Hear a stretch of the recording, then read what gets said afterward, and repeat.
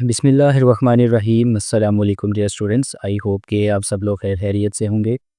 आज की क्लास में हम लोगों ने चैप्टर नंबर 15 ग्रेविटेशन के न्यूमेरिकल्स को डिस्कस करना है। इससे प्रीवियसली मैंने शॉर्ट क्वेश्चंस आप लोगों से डिस्कस किए थे और यूँ हमने पूरा जो यूनिट है इसके लेक्चर्स कवर कर लिए हैं। इस पूरी यूनिट के जो लेक्चर्स है वो आप लोगों को डिस्क्रिप्शन में कंप्लीट प्लेलिस्ट का लिंक मिल जाएगा। आप लोग न्यूमेरिकल से रिलेटेड या इवन किसी भी टॉपिक पे आप लोग जानना चाहते हैं तो आप लोग वहाँ से इजीली एक्सेस कर सकते हैं। अब हम लोग डिस्कस करते हैं जी इस चैप्टर के न्यूमेरिकल्स को। जो फर्स्ट न्यूमेरिकल है आप लोगों का वो है find the mass of earth by considering a scenario where a small object is placed on the surface of earth such that the distance between their center is equal to the Earth's radius, that is 6.4 into 10 to the power 6 metre. First numerical में ये कहता है कि आपने mess of earth calculate करना है और उसके लिए आपने सिनेरियो क्या कंसीडर करना है। आपने सिनेरियो ये कंसीडर करना है कि एक कोई स्मॉल सा ऑब्जेक्ट है जो कि अर्थ के ऊपर पड़ा हुआ है और उस ऑब्जेक्ट से लेकर अर्थ तक का जो डिस्टेंस है वो रेडियस ऑफ अर्थ जितना है। यानी आपके पास जो गिवन डाटा है यहाँ पे वो जस्ट इतना है कि आपने मैस ऑफ अर्थ कैलकुलेट करना है एक ऑब्जेक्ट को कंसीडर करते हुए जो कि अर्थ की सरफेस के ऊपर पड़ा हुआ है और ऑब्जेक्ट से लेकर अर्थ के सेंटर तक का जो डिस्टेंस है वो रेडियस ऑफ अर्थ के बराबर है। इट मीन्स आपको जो गिवन डाटा है वो just radius of earth given है विच इज़ यहाँ पे आप आर कंसीडर कर सकते हैं।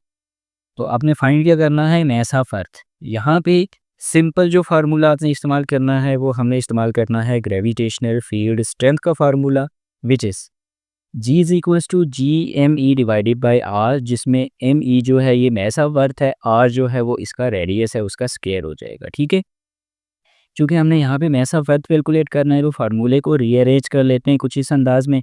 ये जो आर स्क्वायर है इसको हम क्रॉस मल्टीप्लाई कर लेते हैं जी के साथ, तो it will become g R square is equals to G M E. फिर ये जो जी है कैपिटल जी ये आके जी आर स्क्वायर से आप डिवाइड कर लेंगे तो G R square divided by G is equals to M E. यानी ये अगर आपको मैं इससे भी ज़्यादा सिंपल करके बताऊँ तो पहले ये क्रॉस मल्टीप्लाई हुआ हुआ है G R square is equals to M E और फिर सॉरी यहाँ पे जी इंटू एम ई और फिर ये वाला जी जो है ये आके यहाँ पे क्रॉस में डिवाइड हो गया। तो G R square divided by capital G. अब सिंपल आपने वैल्यूज़ को सब्स्टिट्यूट कर लेना है। जी जो है यहाँ पे gravitational field strength of earth है which is 9.8 metre per second square. जो आर है this is radius of earth which is 6.4 into 10 to the power 6 आपको डाटा में गिवन है इसका स्क्वायर, और डिवाइडेड बाय जो ग्रेविटेशनल कांस्टेंट है जी इसकी वैल्यू आपने पुट कर देनी है 6.67 इंटू 10 टू द पावर -11। तो इसको सिंपल आप कैलकुलेटर के ऊपर कैलकुलेट करेंगे तो आपके पास जो मैस ऑफ अर्थ आ जाता है वो आता है 6.0 into 10 to the power 24 kg, जो कि रफली इसका जो मैस है वो उसी के इक्विवेलेंट में आता है। तो there you can calculate the mass of earth by considering a small object placed on the surface of earth. तो होप सो फर्स्ट न्यूमेरिकल आप लोगों ने अंडरस्टैंड कर लिया होगा। Now we move to the second numerical. Second numerical is Alpha Centauri is a binary star system with the two stars. Alpha Centauri A है and Alpha Centauri B. The mass of Alpha Centauri A is 2.19 into 10 to the power 30 kg and of B is 1.80 into 10 to the power 30 kg. They attract each other with a force of 2.24 into 10 to the power 25 Newton. What is the distance between two stars? कहते हैं कि alpha Centauri एक दो stars का system है जिसमें दो stars मौजूद हैं, स्टार ए और स्टार बी। उसमें ये जो दोनों स्टार्स हैं उनका मैस आपको गिवन है।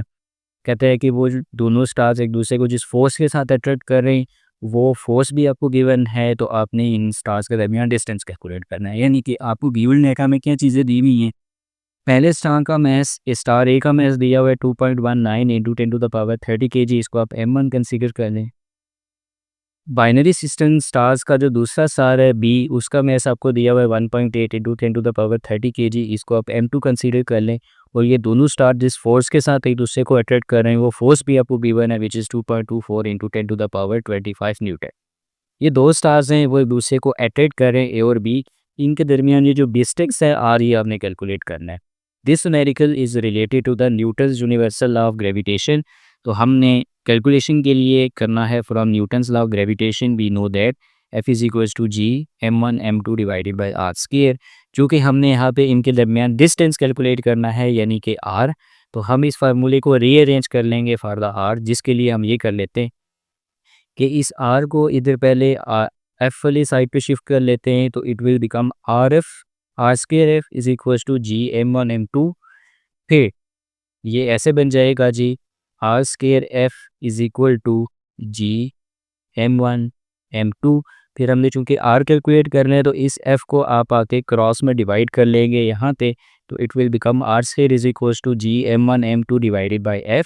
अब चूंकि आपने सिर्फ r नहीं r स्क्वायर ही बल्कि आपको सिंपल r चाहिए, तो आप दोनों तरफ ले लेंगे स्क्वायर रूट, जिसमें ये स्क्वायर और स्क्वायर रूट कैंसिल, तो आपके पास बच जाएगा G m1 m2 divided by f इसका होल स्क्वायर रूट।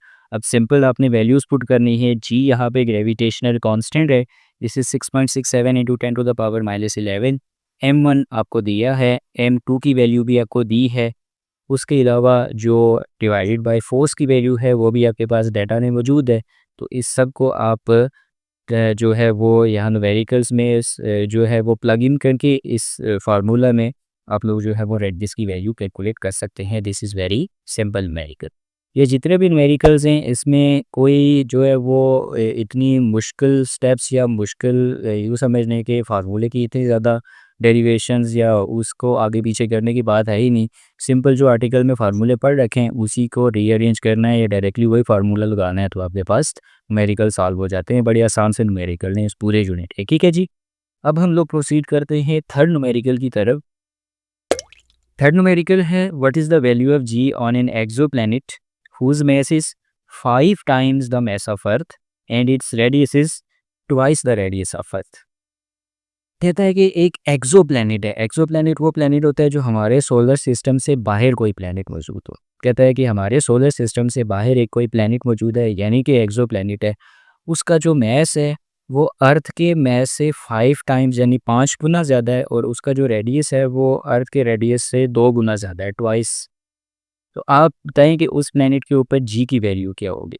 तो हमें जो डाटा गिवन है वो क्या गिवन है प्रॉब्लम नंबर 3 का, कि जो मैस ऑफ एक्सोप्लैनेट है वो 5 टाइम्स है मैस ऑफ अर्थ यानी 5 times of ME mess of अर्थ, जो रेडियस है वो 2 टाइम्स है रेडियस ऑफ अर्थ।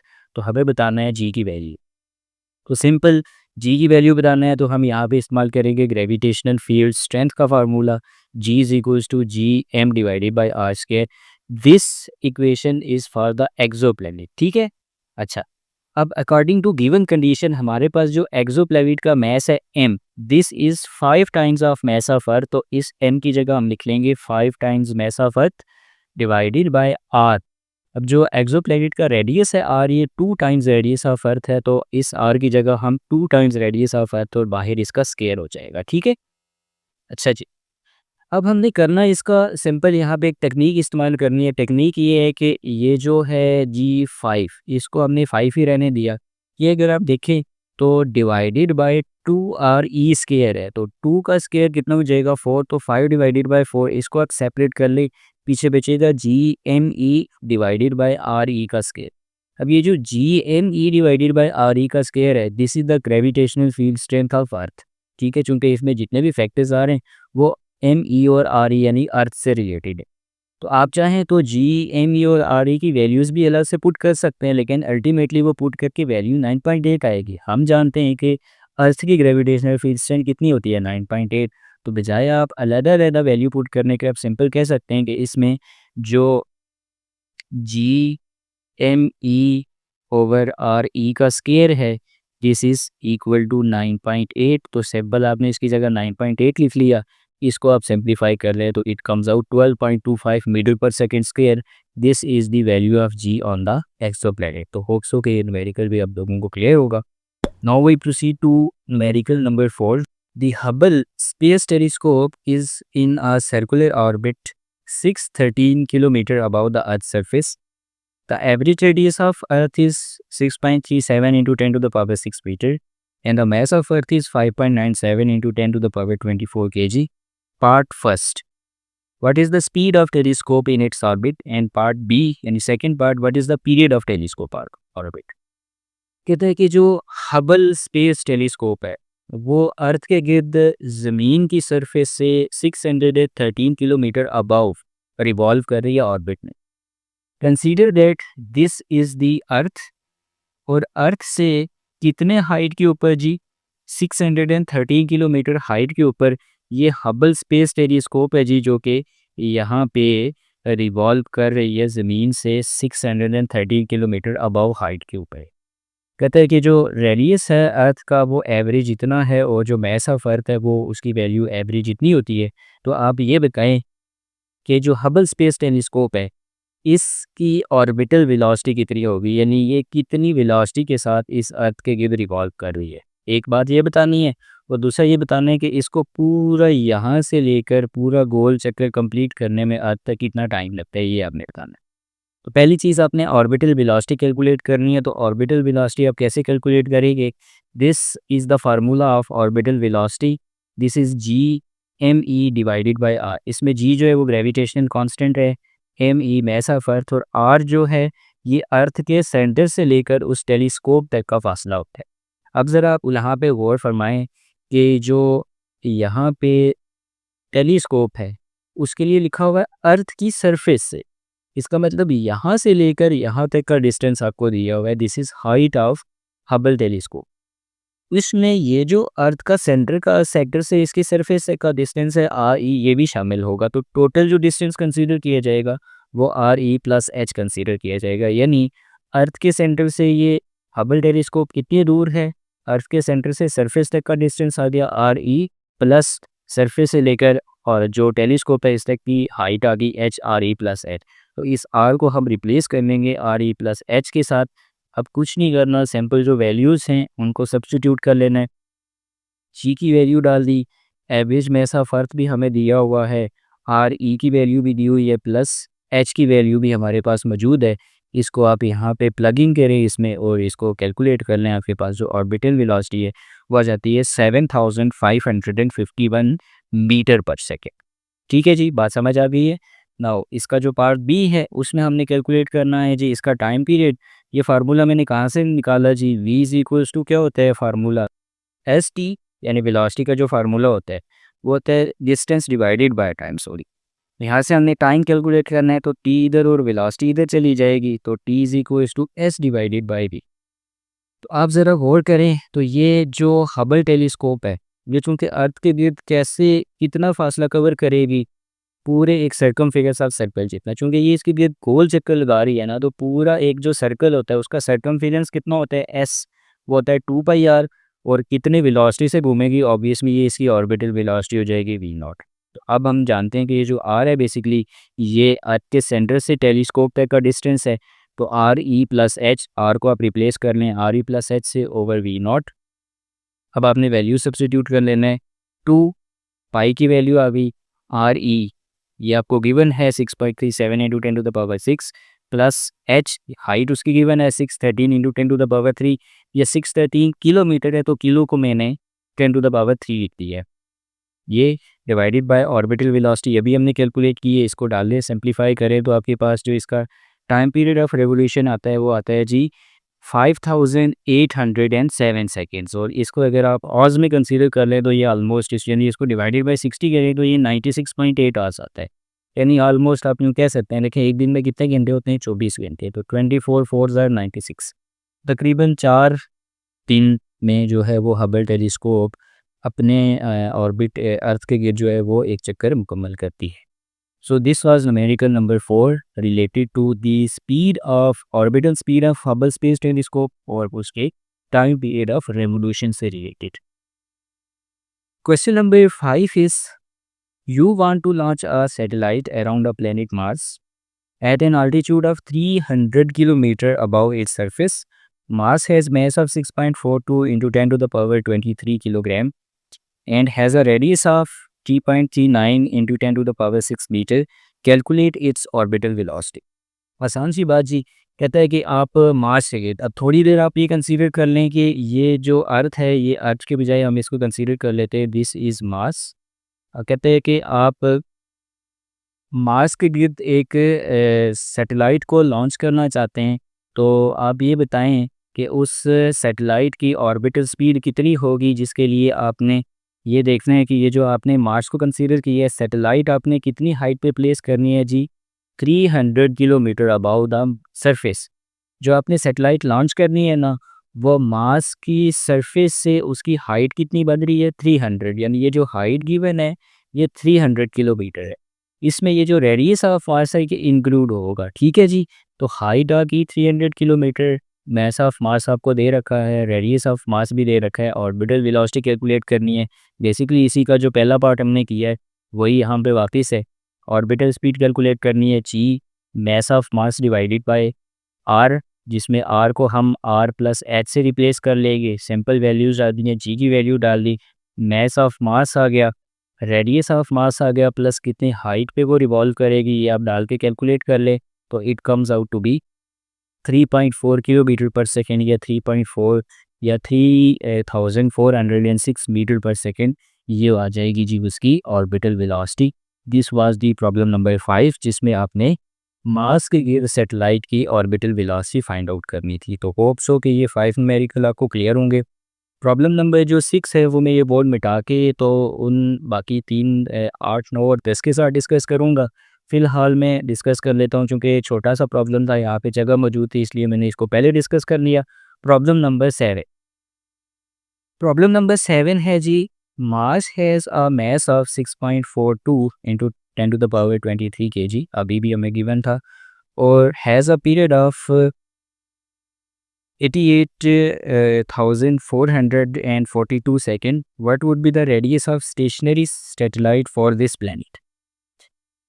अच्छा जी, क्वेश्चन नंबर 7 में कहता है कि आप मार्स के गिर्द एक स्टेशनरी सैटेलाइट, जैसे हमने अर्थ के गिर्द स्टेशनरी सैटेलाइट पर रखी है जियो स्टेशनरी सैटेलाइट, इस तरह से कहता है कि अगर हम मार्स प्लैनेट के ऑर्बिट में एक स्टेशनरी सैटेलाइट लॉन्च करना चाहते हैं, तो हम ये बताएं आपके उसको आप मार्स के सेंटर से कितना दूरी के ऊपर रखेंगे, यानी उसके लिए जो उसका स्टेशनरी ऑर्बिट है उसकी वैल्यू क्या होगी, ठीक है। अच्छा, अब हम लोगों को जो डाटा गिवन है वो मास ऑफ मार्स गिवन है, time period of revolution of Mars given है, और स्टेशनरी ऑर्बिट जो है आर, ये वैल्यू हम लोगों ने बतानी है। यानी आप ये कह सकते हैं कि this is your given data.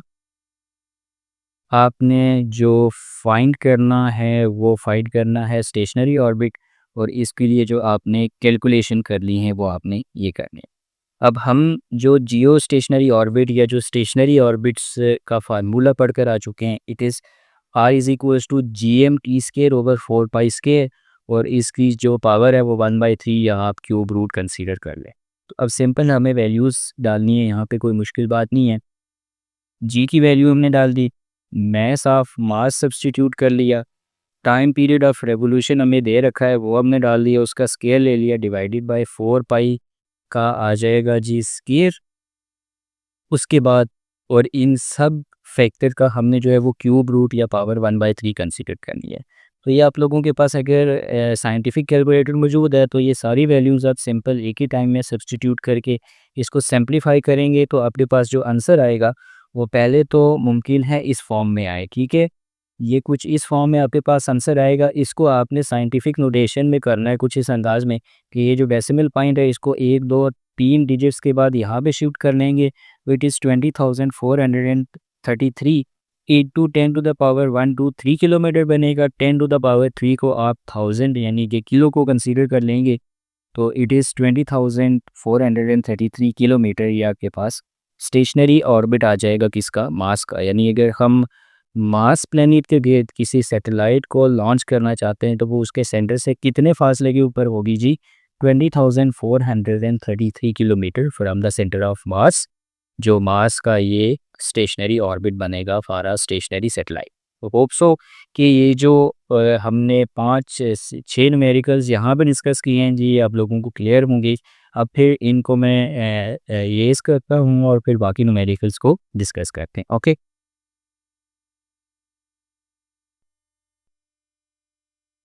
Now we will discuss problem number 6. An asteroid orbits the sun 8.35 into 10 to the power 11 meter from it. Part first.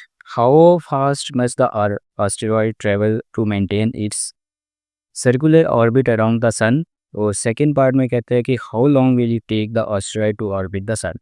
ये जो हमने प्रॉब्लम नंबर 4 डिस्कस की है ना बच्चों, जिसमें हमने हबल टेलीस्कोप की ऑर्बिटल वेलोसिटी और उसका टाइम पीरियड कैलकुलेट किया था, से उसी पैटर्न के ऊपर है न्यूमेरिकल। ठीक है, कहते हैं कि जो ऑस्टेरॉइड है वो एक सन के गिर्द ऑर्बिट कर रहा है और सन के सेंटर से जो उसका डिस्टेंस है आर, ये आपको पहले से दे रखा है। ठीक है, ये जब सिंपल के यहीं पे रेडियस और आल्टीट्यूड की बात ना की जाए तो सिंपल अगर आपको वैल्यू दी जाए तो उसमें रेडियस और आल्टीट्यूड ये दोनों शामिल होते हैं।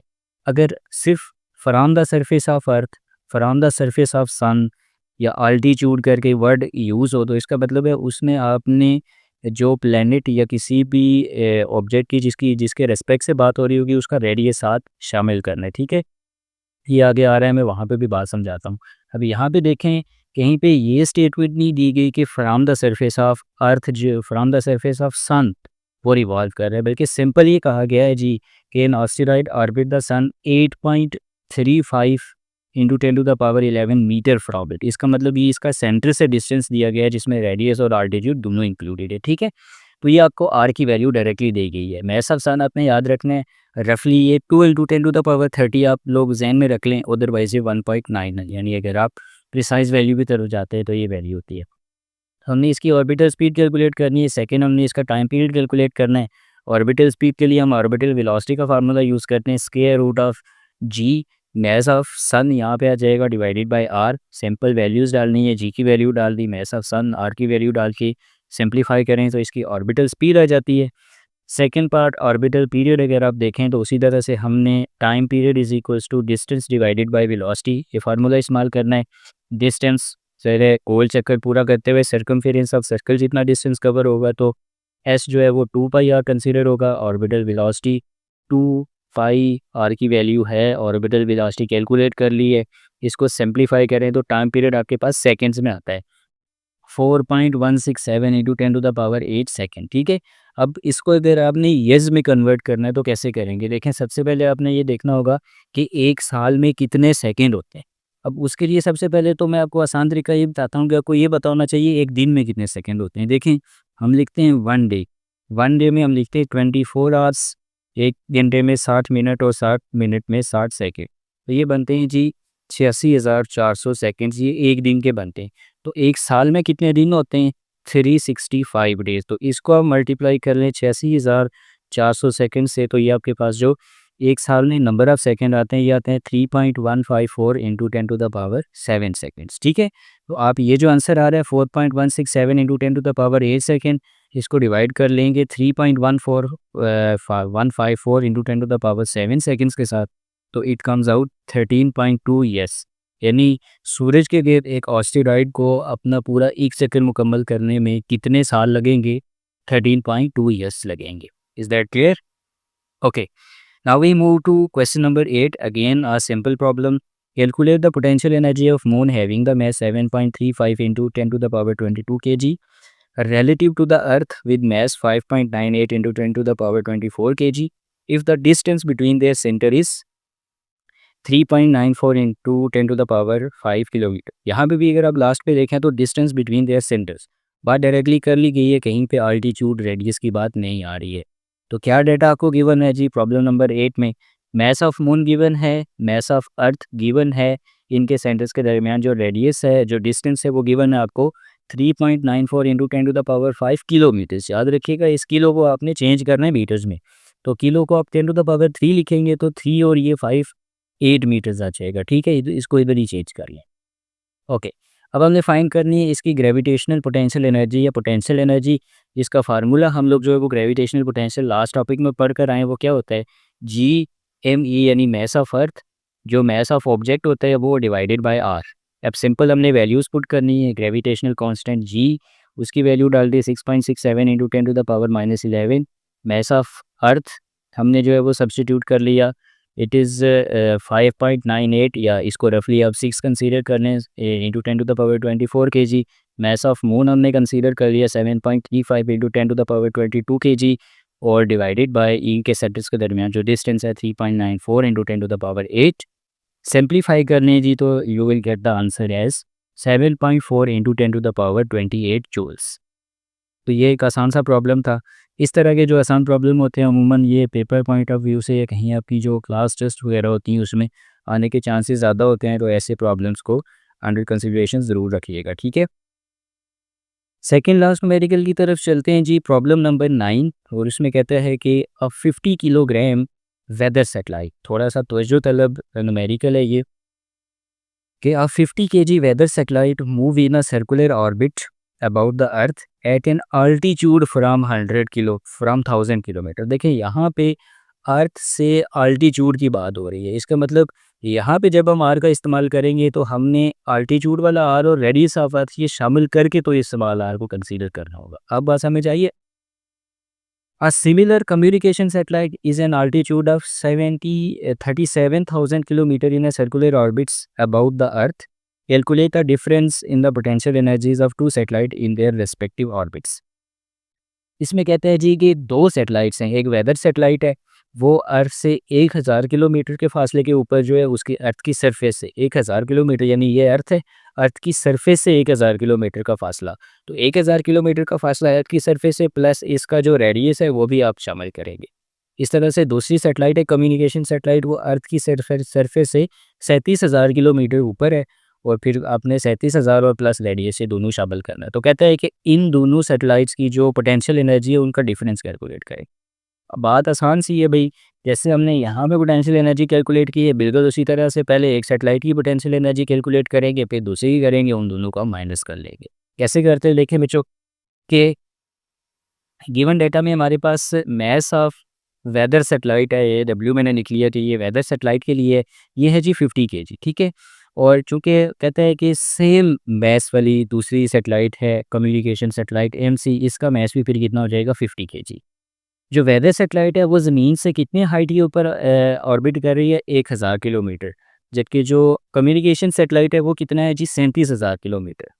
अर्थ का रेडियस चूँकि हमने इसमें कंसीडर करना होगा, लिहाजा रेडियस ऑफ अर्थ की बात भी कर लेते हैं, और अगर आप ग्रेविटेशनल पोटेंशियल एनर्जी का फार्मूला देखें तो मैस ऑफ अर्थ भी आ रहा है, लिहाजा हम वो भी कंसीडर कर लेते हैं। अब हमने फाइंड क्या करना है, इनके डिफरेंसेस। उसके लिए सोल्यूशन देखते हैं। सबसे पहले हम पोटेंशियल एनर्जी कैलकुलेट करते हैं जी वेदर सेटेलाइट की, ठीक है। हम क्या करते हैं, वेदर सेटेलाइट की पोटेंशियल एनर्जी कैलकुलेट करते हैं, तो इसके लिए हम पोटेंशियल एनर्जी का फार्मूला इस्तेमाल कर लेंगे, -g mass of earth mass of weather satellite divided by उसका जो इन दोनों के सेंटर्स के दरमियान जो डिस्टेंस है, तो -g यानी mass of earth mass of weather satellite divided by इनके सेंटर्स के दरमियान डिस्टेंस। अब चूंकि यहाँ पे आल्टीट्यूड की बात हो रही है, तो मैंने आपको बताया कि यहाँ पे इस आर में फिर हमने रेडियस ऑफ अर्थ और हाइट दोनों शामिल करने, लिहाजा हमने स्मॉल आर को रिप्लेस कर लिया radius of earth plus height से। अब हम सैम्पल वैल्यूज़ डालेंगे, जी की वैल्यू डाल दी, मैस ऑफ अर्थ की वैल्यू डाल दी, सैटेलाइट के मैस की वैल्यू डाल दी, डिवाइडेड बाय जो रेडियस ऑफ अर्थ था उसकी वैल्यू डाल दी, प्लस उसमें जितनी हाइट के ऊपर ये रिवॉल्व कर रहा है, हाइट चूँकि 1000 किलोमीटर है, तो जो स्टैंडर्ड यूनिट होती है वो मीटर होती है, लिहाजा किलो को आप इसके जो प्रीफिक्स है 10⁻³ उसके साथ आप रिप्लेस कर लेंगे। इस सबको कैलकुलेट कर लें तो आपके पास U1 जो एनर्जी आती है, यानी जो पोटेंशियल एनर्जी आती है वेदर सेटेलाइट की, वो आ जाती है 2.7 इंटू 10⁻9 जूल्स। सिमिलरली आपने क्या करना है, जो कम्युनिकेशन सेटेलाइट है, अब देखिए इसी पैटर्न को फॉलो करते हुए मैंने किसकी पोटेंशियल एनर्जी भी कैलकुलेट की, तो वो पोटेंशियल एनर्जी आ गई -4.6 इंटू 10�8 जूल्स। अब उसने कहा कि अपने अपने ऑर्बिट में जो इनकी पोटेंशियल एनर्जीज आ रही है इनका डिफरेंस कैलकुलेट करें। तो डिफरेंस कैसे आता है, सेकंड माइनस फर्स्ट, तो second satellite minus potential energy of first satellite, delta U आ जाएगा आपके पास, U2 -4.6 इंटू 8 है, माइनस तो ये फार्मूले वाला ये जो वैल्यू वाला माइनस आ रहा है -2.7 इंटू 10⁻9 जूल। इसको सिंप्लीफाई कर ले तो 2.24 इंटू 10⁻9 जूल आता है। ये जो 10⁻9 है इसको आप लिख सकते हैं गीगा, तो 2.24 गीगा जूल ये आपके पास इसकी जो है वो फाइनल इसका फाइनल रिजल्ट आ जाता है जी, the difference between the potential energies of two satellites. Hope so कि ये न्यूमेरिकल भी आप लोगों ने अंडरस्टैंड कर लिया होगा। सो अब हम लोग मूव करते हैं अपने लास्ट न्यूमेरिकल की तरफ। In the last numerical is what is change in potential energy of 64.5 kilogram astronaut lifted from earth surface into a circular orbit of altitude 4.40 into 10⁻² kilometre. देखें बच्चों, सिनेरियो को समझे, मैं आपको बात समझा देता हूँ यहाँ पे। सबसे पहली बात ये है कि ये है अर्थ। अर्थ की सरफेस के ऊपर यहाँ पे जो है वो एस्ट्रोनॉट मौजूद है, ठीक है। इसको यहाँ से पहले तो ये अर्थ की सरफेस पे मौजूद है, यहाँ से इसको लिफ्ट करवा के तो यहाँ कहीं ऑर्बिट इधर जाके तो इसको प्लेस किया गया है। तो हमने इसकी पोटेंशियल एनर्जी में कितना चेंज आया है वो डिफरेंस कैलकुलेट करना है कि इसकी सरफेस के ऊपर कितनी पोटेंशियल एनर्जी थी और इसकी ऑर्बिट में कितनी पोटेंशियल एनर्जी थी, ये हमने कैलकुलेट करना है। इन दोनों एनर्जी के दरमियान हमने डिफरेंस कैलकुलेट करना है। अब मुझे आप एक बात बताएं, जब ये एस्ट्रोनॉट सरफेस के ऊपर मौजूद है तो इसका अर्थ के सेक्टर से डिस्टेंस कितना है? ज़रा अभी ये एग्जैक्टली सर अर्थ के ऊपर मौजूद है तो इसका अर्थ के सेंटर से डिस्टेंस है रेडियस ऑफ अर्थ जितना RE। और जब ये यहाँ से ऑर्बिट में चला गया तो एक तो RE ये आ गया, दूसरा प्लस कितने आल्टीट्यूड यानी कितने हाइट के ऊपर ही चला गया है ये भी आ जाएगा। इसका मतलब जब हम इस एस्ट्रोनॉट की पोटेंशियल एनर्जी कैलकुलेट करेंगे ऑन द सरफेस ऑफ अर्थ, उस वक्त हम इस R को सिंपल RE लिखेंगे और जब हम ऑर्बिट में कैलकुलेट करेंगे तो इस R को हम क्या करेंगे RE + H लिख लेंगे। ये बात समझ आ गई? अगर ये समझ आ गई है तो फिर हमने अब सिर्फ कैलकुलेशंस करनी है। तो हमें डाटा क्या गिवन है कि जो एस्ट्रोनॉट का मैस है जिसको लिफ्ट किया गया है from the surface of earth to the orbit, उसका मैस है 64.5 किलोग्राम। कितनी हाइट के ऊपर उसको लिफ्ट किया गया है? 4.4 इंटू 10⁻² किलोमीटर। तो किलोमीटर को अगेन 10⁻³ लिख के 3 + 2 5 कर ले। रेडियस ऑफ अर्थ जो है वो हमारे पास 6.4 इंटू 10⁻6 होता है, जबकि मैस ऑफ अर्थ हमारे पास 6 इंटू 10⁻24 किलोग्राम होता है। Got it? हमने फाइंड करना है जी इसकी पोटेंशियल एनर्जी में चेंज। हम जानते हैं कि जो पोटेंशियल एनर्जी का फार्मूला हम इस्तेमाल करेंगे वो इस्तेमाल करेंगे -G_me/r। चूँकि पोटेंशियल एनर्जी में चेंज हमने देखनी है तो फाइनली वो ऑर्बिट में पहुंचा है, पहले वो सरफेस पे था, तो हमने potential energy at orbit minus potential energy of surface.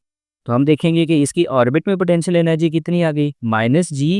-G_me/m। तो इस R को मैंने अभी क्या बताया, चूँकि हाइट पे चला गया तो ये हाइट और ये रेडियस शामिल हो जाएगा तो RE + H लिख लेंगे माइनस, फिर ये वाला माइनस तो G_me/m ओवर, क्योंकि सरफेस पे है तो सिंपल RE। अब अगर आप देखें तो ये जितनी भी आपके पास टर्म है इसमें ऊपर -G_me/m -G_me/m ये दोनों कॉमन है, तो G_me/m को मैंने बाहर लिख लिया, ये इधर बचेगा -1/RE + H + 1/RE। जब सिंपल हमने वैल्यू सब्स्टिट्यूट करनी है, जी की जगह ये वैल्यू आ गई, मैस ऑफ अर्थ की जगह ये वैल्यू आ गई, मैस ऑफ एस्ट्रोनॉट की जगह ये वैल्यू आ गई, -1/RE। रेडियस ऑफ अर्थ आ गया 6.4 into 10⁻6 plus H 4.4 into 10⁻5 plus ये जो 1/RE है इसको मैंने यहाँ पे लिख लिया जगह कम होने की वजह से 1/6.4 इंटू 10⁻6। ठीक है जी। अच्छा, अब क्या हो गया, इस फैक्टर को और इस फैक्टर को, ये जो इस ब्रैकेट के बाहर मौजूद है, इनको और इसको, इन तीनों को हमने मल्टीप्लाई किया बाई वाले फैक्टर को तो आंसर आ जाएगा 2.58 इंटू 10⁻16। और फिर ये जो ब्रैकेट में मौजूद है -1RE + H, इन दोनों को जमा करें तो 6.84 इंटू 10⁻6 बनता है प्लस 1/RE, ये 6.4 इंटू 10⁻6 वापस लिख लिया। ठीक है, 2.58 इंटू 10⁻16 ब्रैकेट स्टार्ट और -1/6.84 इंटू 10⁻6, इसको आप कैलकुलेट करें तो इसका आंसर आता है -1.46 इंटू 10⁻7 प्लस 1/6.4 इंटू 10⁻6 का आंसर आ जाएगा 1.56 इंटू 10⁻7। अब इन दोनों को अगर आप सिंप्लीफाई करेंगे, जो ब्रैकेट टर्म है बाहर वाली टर्म देखें अभी तक उसी तरह से कंटिन्यू है जिस तरह से हमने साथ में ले ली थी, तो इन दोनों को हमने किया सिंप्लीफाई तो आपके पास आंसर आ जाता है 1 इंटू 10⁻7 और इन दोनों को फाइनली आप मल्टीप्लाई कर ले तो it comes out 2.58 into 10⁸ joule. तो ये आपके पास आंसर आ जाता है। ये थे आप लोगों के न्यूमेरिकल्स। आप लोगों ने देखा है कि जो आप लोगों ने आर्टिकल में फार्मूला पढ़ा है, सिंपल उसी फार्मूले को ही इस्तेमाल करते हुए या थोड़ी सी रीअरेंजमेंट से हमने ये तो तमाम के तमाम न्यूमेरिकल सॉल्व किए हैं। किसी किस्म की कोई कम्प्लेक्सिटी नहीं है इन न्यूमेरिकल्स में। ज़रूरी ये है कि आप लोगों ने आर्टिकल अच्छे तरीके से अंडरस्टैंड किए हों और ये जो आप लोगों की बुक जहाँ पे चैप्टर ख़त्म होता है ना, तो जो फार्मूला शीट उसने दी हुई है वो फार्मूले आप लोगों को ज़रूर याद होने चाहिए। तो होप सो कि ये न्यूमेरिकल और ये जो यूनिट है आप लोगों को जो मैंने वीडियो लेक्चर्स प्रोवाइड किए हैं, उन वीडियो लेक्चर्स ने आप लोगों को इस यूनिट को अंडरस्टैंड करने में हेल्प की होगी। इंशाल्लाह मैं फ़र्दर भी जो है वो आगे आने वाले तमाम चैप्टर्स की कोशिश कर रहा हूँ कि मैं इसी तरह से जो लेक्चर्स है वो प्रोवाइड करता रहूँ। आप लोगों को जो चीज़ समझ नहीं आ रही है कमेंट सेक्शन में पूछ लिया करें, मैं इंशाल्लाह आप लोगों को रिप्लाई करने की कोशिश करूँगा। अब इंशाल्लाह फिर next unit statistical mechanics and thermodynamics में मिलते हैं। तब तक के लिए अपना ख्याल रखिएगा। अल्लाह हाफ़िज़।